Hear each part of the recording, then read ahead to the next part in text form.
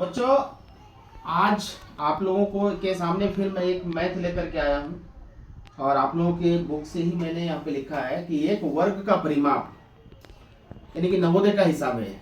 किसका है? नवोदय। ये जो मैथ है किसका है? नवोदय की किताब का है। क्या लिखा है? एक वर्ग का परिमाप उस आयत के परिमाप के बराबर है जिसकी लंबाई 18 मीटर और चौड़ाई 12 मीटर है, तो वर्ग का क्षेत्रफल निकालें। ठीक है? क्या मांग रहा है? वर्ग का क्षेत्रफल। तो हम क्या करेंगे? कहा जाता है, मैथ में कहा रहा है कि एक वर्ग का परिमाप उस आयत के परिमाप के बराबर है जिसका लंबाई और चौड़ाई दिया हुआ है। तो किसका लंबाई चौड़ाई दिया है? आयत का। तो सबसे पहले हम आयत का लंबाई चौड़ाई को हम देख लेते हैं। ये मान लो मेरा आयत है, ठीक, 18 मीटर क्या है लंबा और 12 मीटर चौड़ा। तो ये आमने सामने का भुजा क्या होता है? आयत का बराबर होता है। क्या होता है? बराबर होता है। तो ये भी है 12 मीटर। तो हम क्या करेंगे? सबसे पहले आयत का परिमिति निकालेंगे, यानी परिमाप। ठीक है? इंग्लिश में इसको बोलते हैं पेरीमीटर ऑफ रेक्टेंगल। ठीक है? यानी कि आयत की परिमिति। आयत का परिमाप। क्या? आयत का परिमाप क्या होता है? 2 इंटू लंबाई जोड़ चौड़ाई। 2 इंटू लंबाई जोड़ चौड़ाई। चौड़ाई। ठीक है? अब क्या है? लंबाई कितना है? 18 मीटर। 18 मीटर। 2 इंटू तो देंगे ही कोष्ट के अंदर 18 प्लस चौड़ाई कितना है? 12 मीटर। 12 है। अब क्या हो जाएगा? 2 इंटू 18 और 12 कितना हो गया? 30 हो गया। ठीक, तो 30 को 2 से यानी कि 2 को 30 से गुना करना है तो कितना हो गया?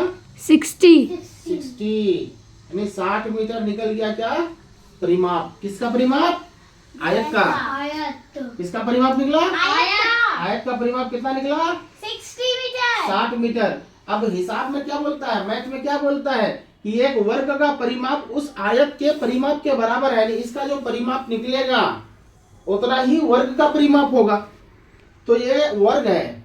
वर्ग का चारों भुजा क्या होता है? बराबर। क्या होता है? बराबर होता है। वर्ग का चारों भुजा आपस में क्या होता है? बराबर होता है। बराबर। तो अब इसका जो परिमिति है, परिमाप है, उतना ही उसका परिमाप होगा। तो वर्ग का परिमाप कितना निकला?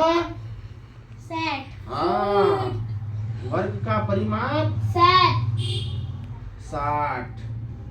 और वर्ग का परिमाप का फॉर्मूला क्या है?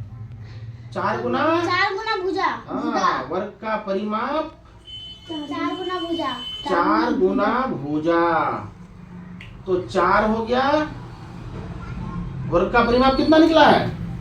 वर्ग का परिमाप 60 मीटर। क्योंकि आयत का जितना परिमाप होगा उतना वर्ग का परिमाप यहाँ दिया हुआ है मान।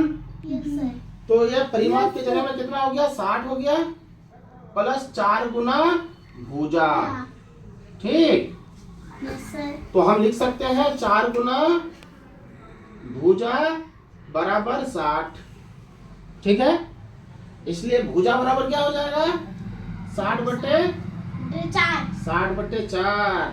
तो 4 एकम 4, 4 एकम 4 यानी 15 चौका 60। क्या निकला? 15 मीटर। तो अब यहाँ से ये पता चला गया कि एक भुजा का लंबाई कितना है? वर्ग का 15 मीटर। तो भाई इसका चारों भुजा आपस में क्या होता है? बराबर होता है। तो सारा भुजा कितना है? 15 मीटर है।